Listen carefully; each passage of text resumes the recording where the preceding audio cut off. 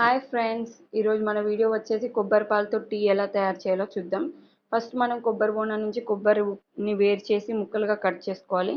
ఆ కట్ చేసిన ముక్కల్ని మిక్సీ జార్లో ఐస్ ముక్కలతో కలిపి ఉంచుకోవాలి. ఆ కలిపిన వాటిని గ్రైండ్ చేసుకోవాలండి. గ్రైండ్ చేసుకున్నాక వచ్చిన మిశ్రమాన్ని మనం ఒక గిన్నెలో వేసుకొని పల్చటి గుడ్డ ద్వారా ఆ మిశ్రమాన్ని అంతా వేరు చేస్తూ ఉండాలి ఫ్రెండ్స్. ఆ వేరు చేయగా మనకు కొబ్బరి పాలు అయితే వస్తూ ఉంటాయి. ఆ కొబ్బరి పాలు ఒక గిన్నెలో వేసేసుకోవాలి.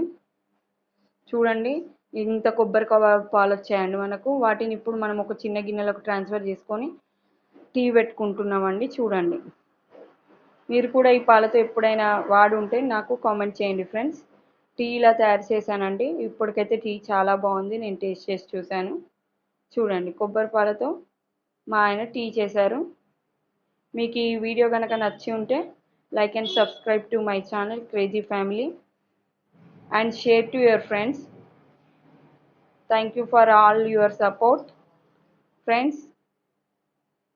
కొబ్బరి పాలతో టీ అయితే రెడీ అయింది. నేనైతే ఇప్పుడు టేస్ట్ చేయబోతున్నాను. Thank you for watching.